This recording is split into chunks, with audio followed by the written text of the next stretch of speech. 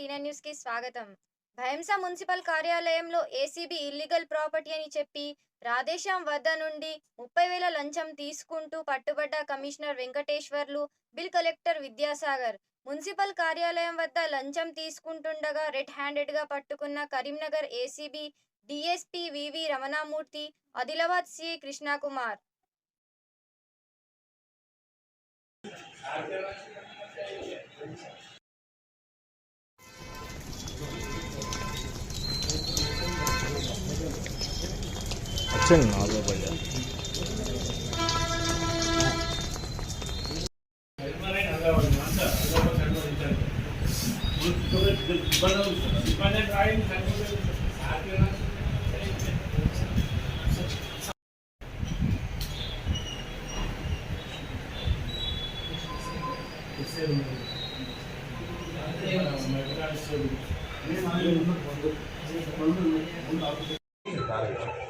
Sir దగ్గర ఉండేది photo తీసుకో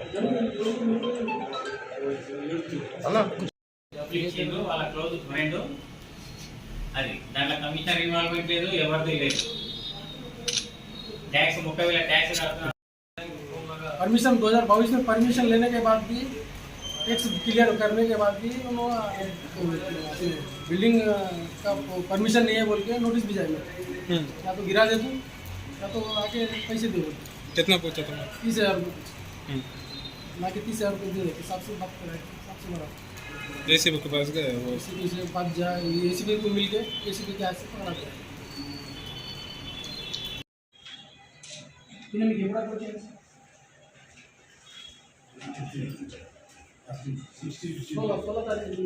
కమిషనర్ ఇన్వాల్వ్మెంట్ లేదు, ఎవరిది లేదు. टैक्स 30,000 टैक्स కడుతున్నాను.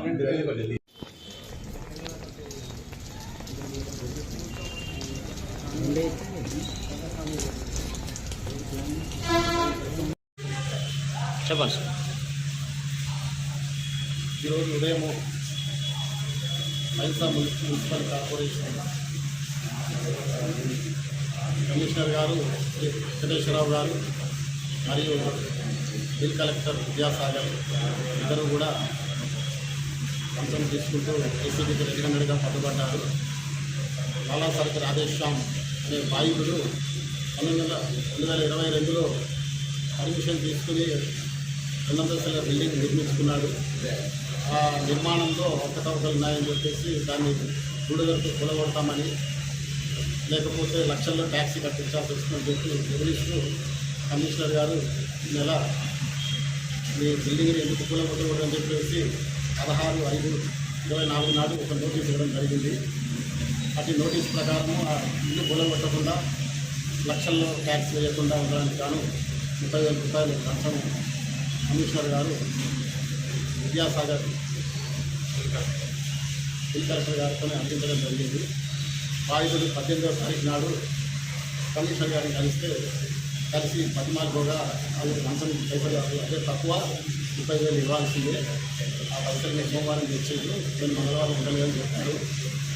ఆయన పైసలు అందకపోవడం వల్ల సోమవారం మాకు ఫిర్యాదు చేయలేదు. తర్వాత ఈరోజు పైసలు ఇస్తూ బిల్ కలెక్టర్ గారిని రెడ్ హ్యాండెడ్గా పట్టుకోవడం జరిగింది. బిల్ కలెక్టర్ గారు చెప్పిన దాని ప్రకారం వెంకటేశ్వరరావు గారి యొక్క ఇన్స్ట్రక్షన్స్ మీద లంచం పైసలు తీసుకోవడం జరిగింది చెప్పడంతో కమిషనర్ గారిని కూడా అదుపులో తీసుకోవడం జరిగింది. ఇద్దరిని అరెస్ట్ చేసి ఈరోజు ఏసీబీ స్పెషల్ కోర్టులో కేసు పరిశోధన